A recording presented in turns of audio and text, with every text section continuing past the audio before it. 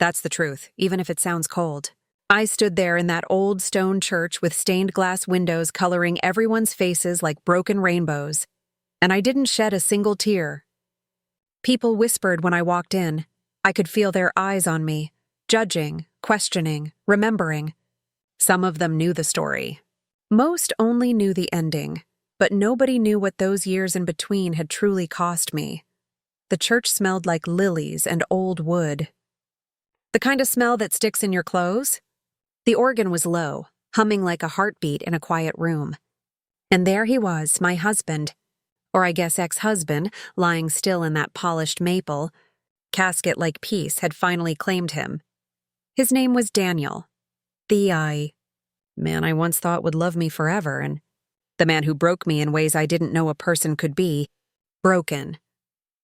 But that day, years later, something in me shifted. Something old was loosening its grip. And I knew I had come there not to reopen wounds, but to close them for good, but to understand why I needed that moment. I need to take you back before the betrayal. Before the quiet nights of crying in the bathroom so the children wouldn't hear. Before I learned how to hold anger like a second heartbeat. Back to when I still believed love meant safe. I met Daniel when I was 24. I was working as a teaching assistant at the local primary school, and he had just started running his father's carpentry business. He had strong working hands and a smile that could soften a room. You know the type, charming, not loud about it, just warm, easy to be around. I remember the first meal he cooked for me. Pan-fried fish and over-seasoned potatoes that made my tongue burn. He apologized every 2 minutes. I pretended it was perfect. We laughed until our stomachs hurt. It was simple, natural, and God, I loved him so easily. We got married the next year. Small ceremony, backyard, white folding chairs with ribbons tied just slightly crooked. I still remember the wind that day, how it lifted my veil just enough to feel like the world was giving us its blessing. When our first child, Amelia, was born, Daniel cried harder than I did. He held her like she was made of light. And 2 years later, when our son Jonah came along, we thought we had everything we ever needed. Our house was modest, yellow paint that peeled on the porch, hardwood floors that creaked in the hallway. But it was warm. It was ours. Mornings smelled like coffee and baby powder. Nights sounded like lullabies and the soft click of Daniel's tools when he worked on little wooden toys in the den. There was love. Real love. At least I believe so. People always talk about how relationships fall apart like sudden storms, lightning, thunder, destruction in an instant. But the truth? Most love stories don't shatter. They erode, slowly, silently, so quietly that you don't know anything is missing until the air feels colder. The first change was barely noticeable. Daniel started working later. At first, I didn't question it. The business was growing, and he was proud. I wanted to be supportive. I told myself this is what partnership looks like, picking up extra chores, being understanding, trusting. But one night, I heard him laugh in the kitchen while he was making coffee before leaving for work. It was soft, lighter, younger. A kind of laugh I hadn't heard from him in years. I walked out and said, "What's funny?" He startled like I had caught him doing something wrong. The phone in his hand locked immediately. "Oh, just a dumb joke Mike sent me," he said, but something felt wrong. Not because of what he said, but how he said it. Like he was holding something behind his teeth, careful not to let it slip out. A few weeks later, I noticed him changing his shirts before leaving work in the middle of the day. He said he spilled varnish, twice. I remember standing in the laundry room, holding a shirt that smelled faintly of perfume I didn't own. But then I thought, no, not Daniel. Not him, we had 2 babies. A mortgage. Shared toothbrush cups and grocery lists with little notes like, "Don't forget apples." He wouldn't. He couldn't. Not him. Still. Doubt has a way of settling into the bones. I started watching him quietly. The way he avoided meeting my eyes when I asked about his day. How he lingered in the driveway for a few seconds too long before coming inside. How his phone was always face down on the counter now, but even then I didn't push. I didn't want to believe what I feared, and one memory sits frozen in my mind. Amelia's 3rd birthday. We'd spent all afternoon making decorations together. Crepe paper everywhere, little cupcakes with uneven frosting. Daniel came home late, 2 hours late, with no explanation except, work ran long. He didn't smell like sawdust or wood glue. He smelled like expensive perfume, like something floral and sharp. I remember holding my daughter on my hip, her face smeared with pink frosting, and realizing a quiet ache had begun to bloom inside me. A question I didn't want the answer to. But once a question like that enters your heart, it never leaves. It waits. And so did I, until the day everything broke.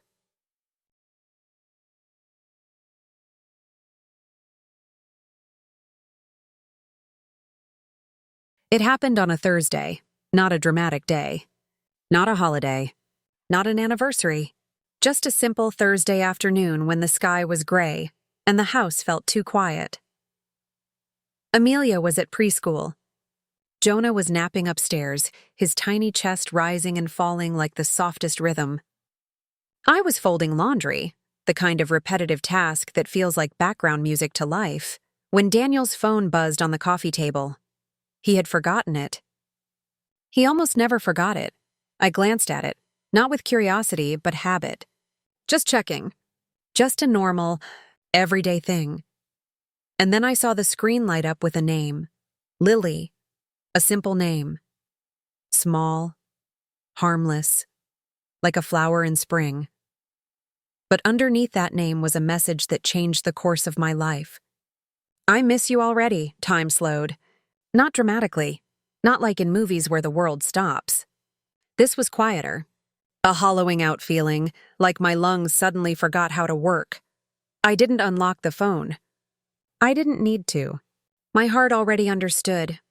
I sat there for a long time, just staring at that screen, hearing the refrigerator hum, the clock tick, Jonah breathing faintly upstairs, the life I thought I had, the life I had built and tended like a garden, cracked under my feet. When Daniel came home that evening, I didn't greet him. I didn't speak. I just sat at the kitchen table with that phone in front of me. He walked in, saw the phone, saw my face, and something in his expression flickered. Not guilt first, but fear at being caught, and that told me everything I needed to know. I asked one question, just one. How long? He didn't pretend. He didn't deny. He didn't fall to his knees and swear it wasn't what it seemed. He just closed his eyes, exhaled slowly, and said, about a year. A year. A year of birthdays and school plays. A year of bedtime stories. A year of me asking, "Are you tired, baby?" when he came home quiet. A year of me rubbing his shoulders while he sat in silence, thinking it was stress. A year of loving a ghost. I couldn't even cry right away. The betrayal was too big for tears. It was a silence so thick it pressed against my ribs. Her name is Lily, he said, voice barely above a whisper. I saw, I replied. My voice sounded like it belonged to someone else. He sat down across from me, like we were discussing bills or grocery lists. She's younger, he said, and he winced when the words came out, because even he knew how ugly they sounded. I didn't scream. I didn't throw dishes or curse him or tear at his clothes. Something about me had already gone numb, frozen. My shaking hands were the only sign I was still inside my body. Do you love her? I asked, and he hesitated. That hesitation, that moment, was the death of us, not the affair. Not the lies. The pause. That pause told me he had chosen someone else long before I knew there was a choice to be made. The tears finally came then. Hot, quiet, ache-filled. I can't stay, he said. I don't want to keep lying. I'm sorry, I feel alive with her. Alive. As if the life we made, the home we built, the family we fought for, was somehow less real. I remember staring at him and thinking, I have 2 children with you. I have stretch marks and sleepless nights and memories of your laughter in the dark. And you walked away because she made you feel young, But I didn't say any of that. I just nodded. Then go, I told him. But understand, you are not only leaving me. You are leaving them, he cried then. Not out of love, but out of guilt. And guilt is not love. It never has been.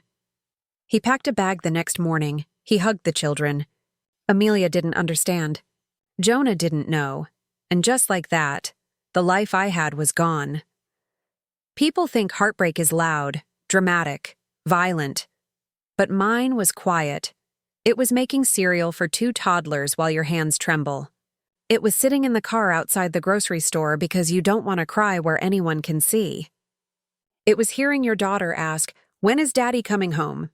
And learning how to smile through pain so deep it feels like it's inside your bones. I worked.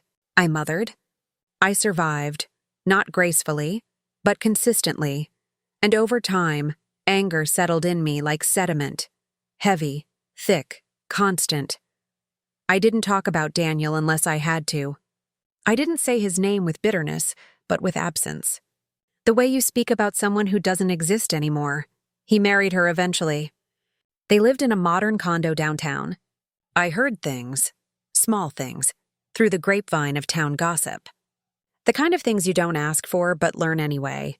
Like, she's very pretty. He looks tired. Lately? They don't have children yet. I didn't care. I told myself I didn't care. But pain has a way of lingering in the quietest rooms of your heart. Years passed. Learned how to be both mother and father. I learned how to laugh again. I learned how to sleep without turning toward the empty side of the bed. But forgiveness? No. I wasn't ready for that. Not until the day someone called me and said, "I think you should sit down." It was early evening when the call came. Amelia was 15 by then, and Jonah was 12, growing fast, both of them taller every time I blinked. I had just finished making dinner, baked chicken, mashed potatoes, green beans with garlic. The house smelled warm and familiar, the way I always hoped it would feel for them. Safe. The phone rang. A number I didn't know. I almost didn't answer, but something in me did. "Hello?" A pause. Then a woman's voice. Unsure, gentle. Is this Mrs. Harper?" The sound of my former last name hit me in a way I didn't expect. Like a memory brushing an old scar. "It is," I said carefully. "I'm so sorry to tell you this. I'm calling from St. Mary's Hospital. Your ex-husband, Daniel Harper, he was admitted this afternoon. There was an accident." My body went cold. It's strange how the mind works in that moment. I didn't think of Lily. I didn't think of the affair. I didn't think of the heartbreak or the nights alone or the silent dinners with children who didn't understand. I thought of him holding Amelia in the delivery room. I thought of Sunday mornings making pancakes. I thought of his hand, warm against mine when we used to walk to church. "Is he all right?" I asked, though I already knew the answer. The voice softened. He didn't survive. "I'm so sorry." The clock on the wall kept ticking. The fridge hummed. A pot simmered on the stove. Life does not pause for heartbreak. I thanked her, out of habit more than anything, and hung up the phone. I stood there in the kitchen, staring at the floor tiles, waiting for something. A tear, a gasp, a memory to break me open, but there was only stillness, until Amelia said, "Mom? Is everything okay?"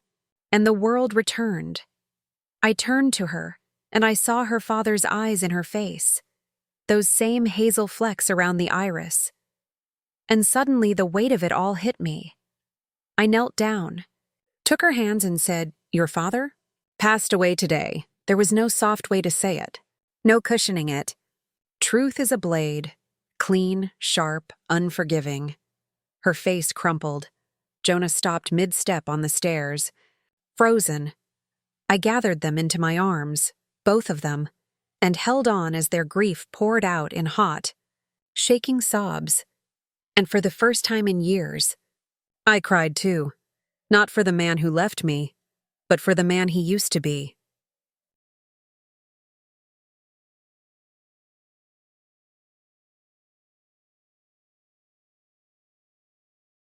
The days that followed were heavy. The funeral arrangements were handled by Lily and Daniel's family. They didn't reach out to me. They didn't need to. I wasn't part of that life anymore. I understood that, but Amelia wanted to go. And Jonah. They needed to say goodbye.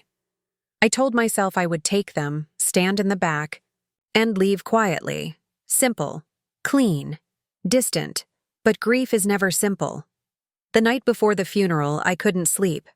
I lay awake, staring at the ceiling, remembering a man I once loved, and a man I no longer knew.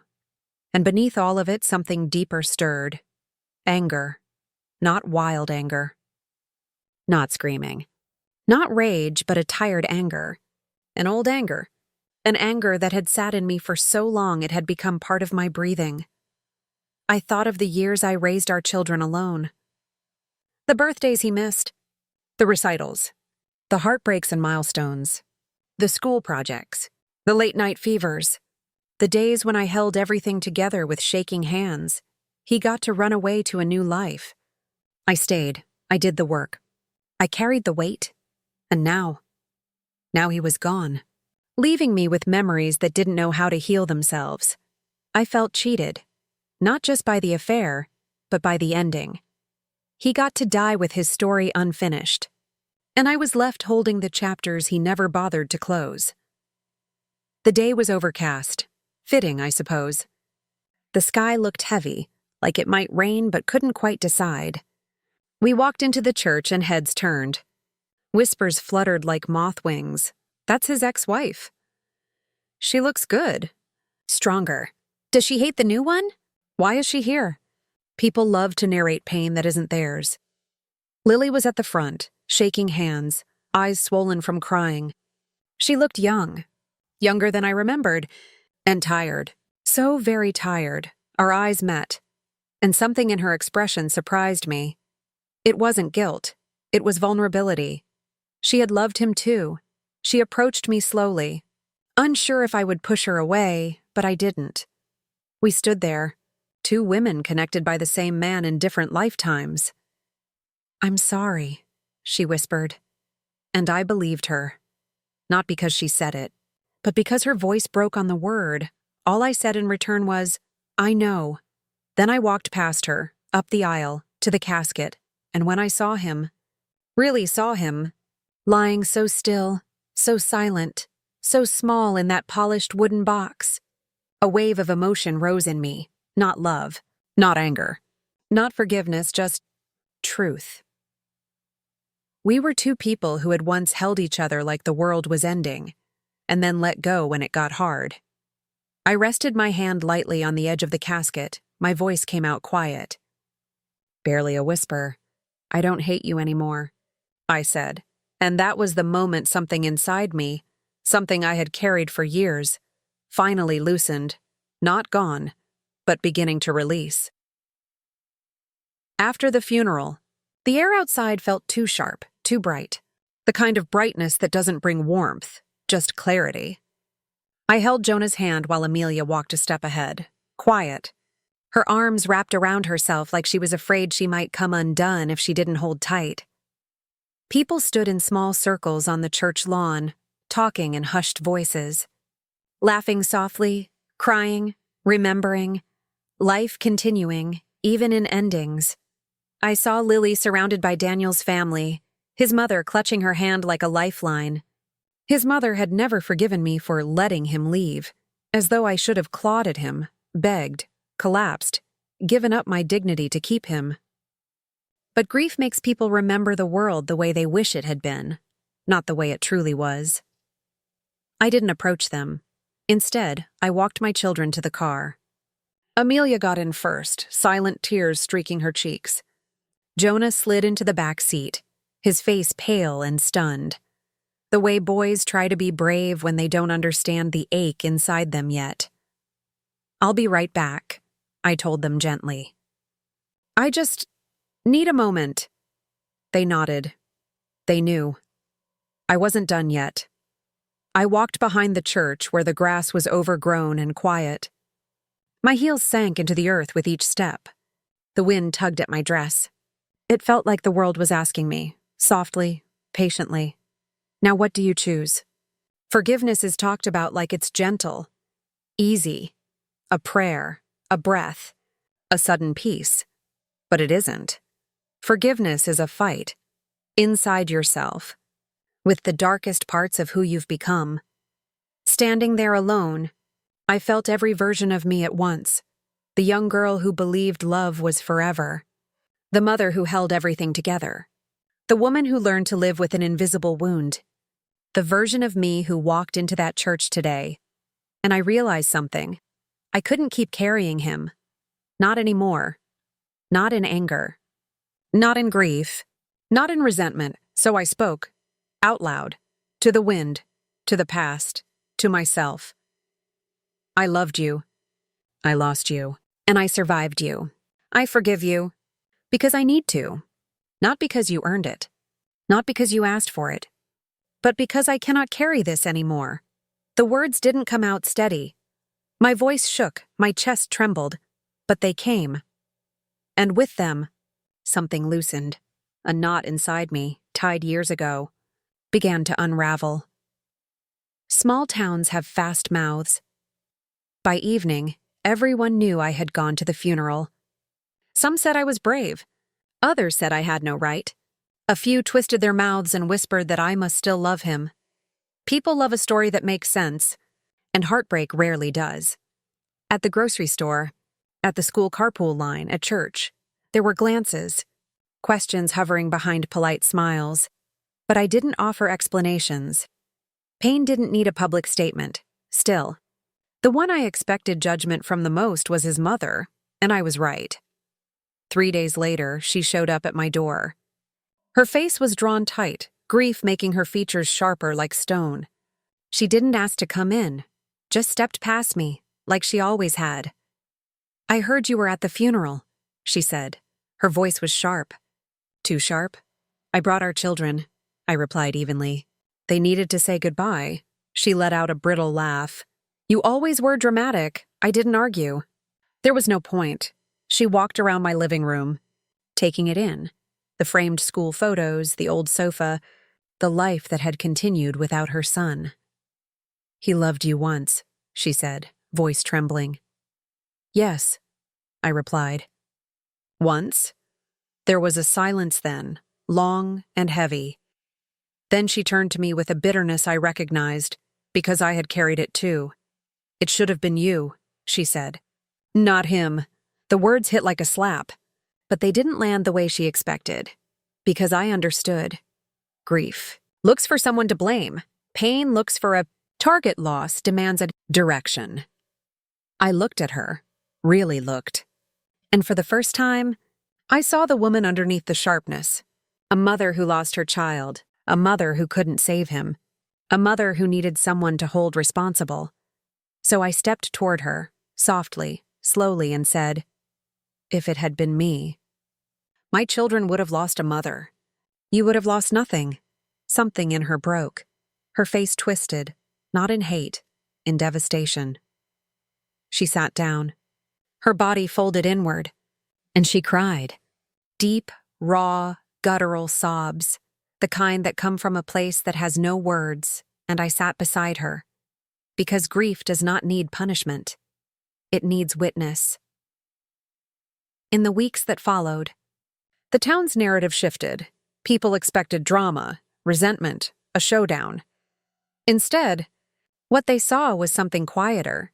2 women, me and Lily, learning how to exist in the same space of memory. We crossed paths often. At the store, at the school events that Daniel's parents still attended, at the memorial tree the city planted for him in the park. At first, we nodded. Then we spoke. Then, slowly, we talked. She told me things I didn't expect to hear. He wasn't always happy. He was restless, she said. He felt guilty. He struggled to talk about emotions. He never figured out how to forgive himself. The truth is never clean. Even the ones who hurt you have wounds of their own. I didn't excuse him, but I understood. Him in a way I hadn't before. And in understanding, the remnants of my anger lost their grip. "One day," Lily said quietly, "he always kept a picture of you." In his drawer. One from when you two were young and smiling. I didn't understand it at the time.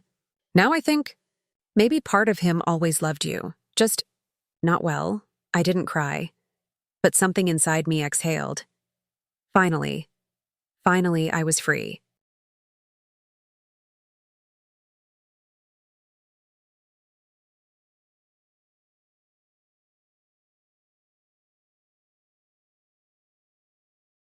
I stood there frozen, my heart pounding like it was trying to escape my chest.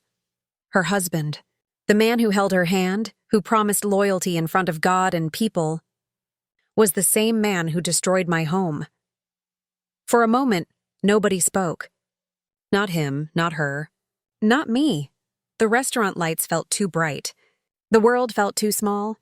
My sister finally whispered, voice trembling, "Please, tell me this is not real." He didn't answer. He didn't need to, because I saw it. The same guilt in his eyes I had seen in my ex-husband's, the same coward shame, the same fear of truth finally cornering them. I could feel my sister's breath shaking. Her hands were trembling on the table. And I swear, in that moment, I saw years of trust shatter inside her like glass. She turned to me, her voice breaking. "Why didn't you tell me?" My heart nearly collapsed, because I could have. I should have, but back then, I believed silence could save us both from pain. I bowed my head. "I thought I was protecting you." My voice barely came out. Tears fell down her cheeks. "Protecting me?" she choked. "Or protecting yourself?" The man, her husband, suddenly stood up, voice tight. "Stop, both of you. We don't need to do this here." But my sister snapped, not with anger, but with years of love collapsing all at once. "Sit down." He did. Because even cowards know when a woman has reached the end of her breaking point. She looked at him, really looked at him, like she was seeing a stranger. "What did she have that I didn't?" she asked softly. That question wasn't for me. It was for her own heart. For every memory, every sacrifice, every night she cooked, waited, hoped, believing she was loved. He didn't answer. Because men like him never have answers, only excuses, and she finally realized it. She wiped her tears. And something inside her changed. She stood up with a calmness that terrified me. "Come," she whispered to me. "We're leaving," I followed. But before she walked out, she turned back to him, voice quiet, steady, and final. "You didn't just lose a wife today. You lost the only person who ever truly wished you well." Then we walked out, together. Two sisters, broken, yes, but no longer alone. We didn't speak during the ride home.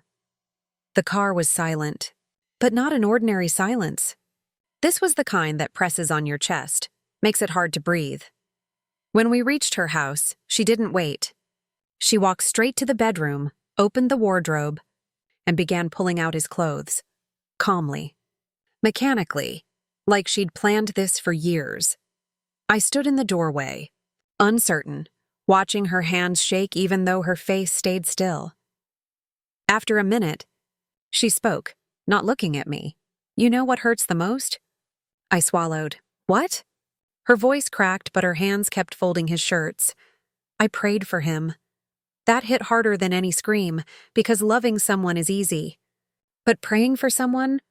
That means you trusted them with your soul. She finally stopped, stood still, and whispered, like to herself, "I was loyal to a man who was never mine."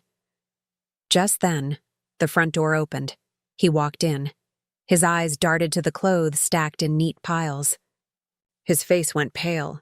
"Wait," he started, but she didn't raise her voice. She didn't throw anything. She didn't break down. She turned to him with a calmness so heavy it felt like mourning. "You are going to pack your things," she said. "You are going to leave this house." He blinked, shocked, because men like him always think they still have power. "Sana, don't be dramatic," my sister laughed. Not a real laugh, a laugh full of exhaustion. Disbelief and pain so deep it didn't even need volume. "Dramatic?" she said quietly. She took a step closer to him. Only one, and looked right into his eyes. I built my life around you. I loved you when you didn't deserve it. I believed you when you lied to me. And I forgave you before I even knew what you took from me. Her voice broke. But she didn't. You made a fool out of me. He tried to reach her hand. She pulled back like his touch. Burned? No. Her voice was small. But final. No more. He looked at me then, like I was the problem. Like I was the villain for telling the truth by merely existing, and my sister, the woman who once would have defended him, stepped between. Us? Don't you dare look at her, she said. His mouth opened, maybe to beg, maybe to lie, maybe to blame, but she didn't give him the chance. She pointed to the door. Leave. He stood there for a moment, stunned. Then something in him collapsed. He lowered his head. He gathered his things. No yelling. No excuses. Nothing left to defend. Just silence. The door closed behind him, and the moment he was gone. My sister's knees gave out. She fell to the floor, not crying loudly, not screaming, just silent tears that came from a place so deep it doesn't have sound. I rushed to her. She leaned her forehead against my shoulder and whispered, I don't know how to live without him. I held her tighter. Yes, I said softly. But you will, and we stayed there, two sisters, not as victim and betrayer, but as women who survived love that didn't love them back. The first morning after he left was the hardest. The house felt empty, not just physically, but emotionally. His shoes weren't by the door. His mug wasn't in the sink. The silence didn't feel peaceful yet. It felt like a wound. I woke up early to check on her. She was sitting on the balcony, knees pulled to her chest, staring at the sky like the world didn't know it had ended. I brought her tea and sat beside her. We didn't talk. Sometimes healing doesn't start with words. Sometimes it starts with just not being alone. For the next few days, life slowed down. She cried sometimes while washing dishes. She fell silent mid-sentence sometimes. She forgot to eat, and I stayed. I cooked for her. I cleaned. I sat next to her while she stared at walls. Healing is not dramatic. It is quiet. It is slow. It is heavy. One evening, I found her standing in front of the mirror, touching her face, her hair, like she was trying to recognize herself. I feel like I lost everything, she whispered. I stood behind her and met her eyes in the reflection. You lost someone who didn't deserve you. That is not a loss. That is release. Her lips trembled. But for the first time, she nodded. Days turned into weeks. The crying didn't stop, but it softened. She started cooking again. She went outside. She sat in sunlight. She laughed, not fully, but a real tiny laugh that felt like spring after a long winter. We began taking evening walks. Sometimes we talked about memories. Sometimes we talked about the future. Sometimes we walked in silence, but now that silence felt different. It felt like peace trying to return. One night, as we sat on the rooftop under the stars, she turned to me and said, "Thank you for not leaving me alone." I smiled. "Thank you for not hating me," I said. She looked at me for a long moment, and then, with all the love that survived the storm, she spoke. "You were hurt too, and I never asked. But I'm asking now." My breath caught, because I had never told her how deeply I broke. How I fell apart too. How I stitched myself back together alone, and now, she was seeing me again. Not as her little sister. Not as the girl who once loved wrongly, but as a woman who also survived. We leaned our heads together. Two women. Two hearts. Two stories intertwined by pain, but now, finally, healing. And just when life began to breathe again. Just when my sister started smiling without forcing it. Just when we felt safe. That's when he came back, the regret. The apologies. The begging. The chaos. The storm returns. He showed up on a Tuesday. Funny how the worst moments don't announce themselves. They just walk right up to your door like they belong there. I was in the kitchen slicing onions. My sister was upstairs folding laundry, something she'd only recently started doing again without sinking into sadness. The house was filled with a gentle quiet, the kind that feels like healing, and then I heard a knock. It wasn't loud. It wasn't frantic, just familiar, like a ghost remembering the door it once owned. I wiped my hands on a towel and walked to the entrance. When I opened it, there he was, Daniel. Except not the Daniel I remembered. His face looked tired, older than a few months should have made him. His shoulders slumped, like the weight of something heavy pressed on him from behind. He tried to smile, but it broke halfway. "Hi," he said softly, voice cracking. For a moment, I didn't speak, partly because I didn't know what to say. Partly because I didn't want to be the one to say it. My silence must have told him enough. "Is she here?" he asked. I didn't move. I didn't open the door wider. "Why?" He swallowed hard, like the truth tasted bitter. I made a mistake. I should have felt satisfaction, anger, vindication, but all I felt was tired, because we'd lived this heartbreak already. We had cried every tear. We had buried this love, and here he was, digging it back up with his bare hands. Without answering, I turned and called up the stairs, voice steady. "Lena? Someone's here for you." Her footsteps were slow, not fearful, not curious, just calm. She walked down the stairs, her hair tied back, a laundry basket still in her arms. When she reached the bottom and saw him, her body froze. Her fingers gripped the basket tighter. Knuckles white, he took a step inside, but I stepped in front of him before he crossed the threshold. "No," I said quietly. "Not unless she says." His eyes flicked to her, desperate, pleading. "Lena." Please, she didn't cry. She didn't shake. She didn't break. She simply set the laundry basket down. Slow and intentional, like she was placing down a memory. Then she nodded toward the living room. I stepped aside but stayed close. She sat on one end of the couch. He sat on the other. There was a whole ocean between them, for a long moment. No one spoke. Finally, Daniel exhaled. A long, fragile breath. "She left," he said. "The younger woman. The affair partner. The reason he shattered his family. She took my money, my business accounts. Everything." He laughed. A short, broken laugh. "She said she loved me. Said she wanted a life with me. But she only wanted the life my wife built." My sister didn't blink. I didn't move. He kept talking, words tumbling out like he was finally drowning in the consequences of his choices. And I realized. His voice cracked. "I traded 20 years of love for a fantasy. I threw away the only person who ever stood beside me, and I can't take that back." Silence. That heavy kind that presses on your chest.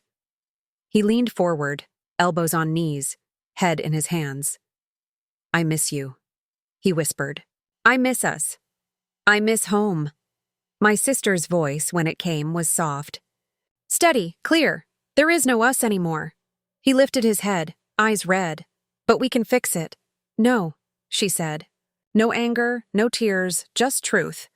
You didn't just leave me, Daniel. You left my dignity, my trust, our family, the life we built. You tore it all apart, and then you walked away to start something shiny and new." He opened his mouth, but she continued. "You didn't just break my heart. You broke the version of me that believed I was safe with you." The words hung in the air, quiet, devastating. He wiped his face, but the tears kept coming. "I know," he whispered. "And I regret it every day." She nodded, a small, sad acceptance. "I believe you," she said. And I knew she did. Because regret changes people too. He reached out, not to touch, just to offer something invisible. "So, can we try again?" he asked, voice trembling. My sister shook her head, slow, gentle, final. "No." "Daniel." His chest collapsed, like he'd been holding himself up only on hope. She continued. her voice low but strong. I loved you. I gave you everything. I would have walked through fire for you. And you didn't choose me back. Her hands folded in her lap. I won't walk backward to a place I had to fight so hard to leave. His tears fell freely now. I just want to be forgiven. She inhaled, deep, steady, and for the first time since the day her heart was broken, I saw peace on her face. I do forgive you, she said softly. Because I deserve to be free. He broke, shoulders shaking, head bowed. But forgiveness isn't always reunion. Sometimes forgiveness is letting... Oh! He stood slowly, like his body weighed more now. He looked at her one last, time. I loved you, he whispered. She didn't look away. No, and then he left. The door closed quietly behind him. My sister sat, still for a moment, just breathing. Then her face crumbled. Not with pain, but with release. I knelt beside her. She leaned into me. We held each other and cried. But these were not the same tears as before. These were tears of ending. Of closure. Of peace finally landing, and just like that, the chapter was over. Life moved forward. Not fast, not dramatic, just steadily, like a river learning its path.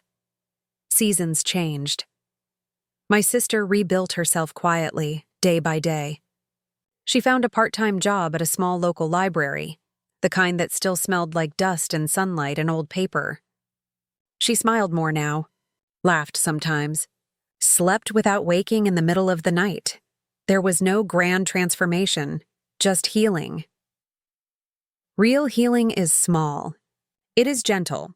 It is patient. And then, 2 years later, the phone rang. It was a soft afternoon. I was in my kitchen folding dish towels. The window was open and the breeze smelled like new rain. My sister was at the library. The call came from a number I didn't know. Hello? I answered. The voice on the other end was unfamiliar, careful. Is this the home of Lena Matthews? My heart stilled. Yes. Who is this? This is St. Grace Hospital. We have her husband listed as next of kin. I'm very sorry, but Daniel passed away this morning. The world didn't spin. It didn't shatter. It just paused, like time itself stopped to inhale. I didn't speak for a moment. The nurse continued softly. He suffered heart failure. It was sudden. He was alone. Alone. The word sat heavy in my chest. I thanked her, hung up the phone, and stared at the quiet room. The clock on the wall ticked steadily, as if nothing had changed, and yet, everything had changed. I drove to the library. When I walked in, my sister was shelving books. She looked peaceful, light, almost glowing in her gentleness. She saw my face and knew immediately. Her body didn't collapse. She didn't gasp. She didn't scream. She just stood there, still, like the world had pressed pause again. I walked to her slowly, and when I reached her, I placed my hand over hers. She blinked once. Was it? Yes, I said. He's gone. Her lips parted, but no sound came. She lowered her gaze to the floor. Her breathing was slow, controlled, fragile. I thought I had more time, she whispered. Not to get him back. Not to reconcile, just to understand. Grief is strange. Sometimes it has nothing to do with love. Sometimes it is simply the grief of unfinished conversations. The funeral was held 3 days. Later in a small community church, old wood pews, whispered hymns, lilies in every corner, the kind of place where sorrow feels thick in the air. We sat toward the back, not hidden, but not among the people who were crying loudly for him. I watched my sister's face. Soft, thoughtful, steady. She wasn't crying. She wasn't hardened. She was simply present. The pastor spoke about Daniel's life, his work, his energy, his laughter. He didn't mention the affair, or the collapse, or the regrets. Funerals aren't for truth. They are for closure after the service. People gathered in small groups, sharing stories, hugging, comforting each other. My sister walked slowly toward the front, where the casket was open, lined with white satin. He looked peaceful, small, human. I stayed back, letting her go alone. She stood there for a long time. Not frozen, just thinking. Then, in a voice barely above a whisper, she spoke. "Hi." Her hands didn't shake. Her breathing didn't tremble. "I thought I would feel angry," she said quietly. "I thought I would still hate you." She swallowed, not with bitterness, but with understanding. "But I don't." Her eyes glistened, not with tears, with acceptance. "You were my husband. And I loved you. And I tried. And maybe in another life we would have found our way back to each other." Her voice softened. "But in this life, we just broke." She brushed her fingertips lightly along the edge of the casket, like saying goodbye to something invisible. "And I forgive you," she whispered. Not dramatic, not theatrical, just true. And in that moment, something inside her released. Not him, herself. She turned and walked back to me, and when she reached me, she took my hand. We left together. As we stepped into the sunlight, I noticed something in her face, something I hadn't seen in years. Lightness, the kind that doesn't come from happiness, but from finally putting down a weight you've carried for far too long. And the ride home, windows down, warm wind filling the car. She spoke softly, almost to herself. "It wasn't the love that ruined me," she said. "It was the holding on." I nodded, tears sliding silently down my cheek.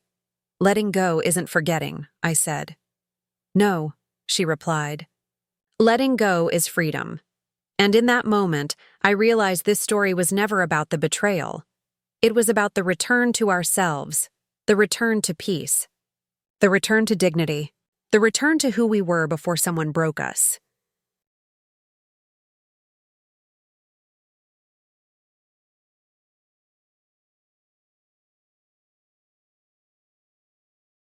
Sometimes, we believe forgiveness is something we give to others. But I learned, watching my sister's journey, that forgiveness is something we give to ourselves. Holding on to hurt is heavy. It sits in your bones. It shapes your breath. It colors every sunrise a little darker than it needs to be. For years, my sister carried the weight of being left. She carried the memory of love broken, trust betrayed, home abandoned. She carried the thought, why wasn't I enough? But when she stood at his funeral, there was no anger left to feed. Just quiet understanding. People change. Hearts wander. Choices break the things we thought were unbreakable. But healing is possible. She didn't forgive him because he asked. She didn't forgive him because he deserved it. She forgave him because she deserved peace. She deserved mornings without heaviness, nights without replaying every hurt. A life that could breathe again. And if you are listening to this, and you are holding something that has been hurting you for far too long, maybe this is your reminder. You don't let go to erase the past. You let go to free your future. You don't forgive because they earned it. You forgive because you have lived in pain long enough, and you don't have to rush it. Healing doesn't come all at once. It arrives softly, like light returning after a long night. So I'll ask you gently, is there someone you are still carrying in your heart? Someone who no longer deserves to live there? Tell me in the comments, would you have forgiven them? And if this story touched something in you, stay with me a while. There are more stories to tell.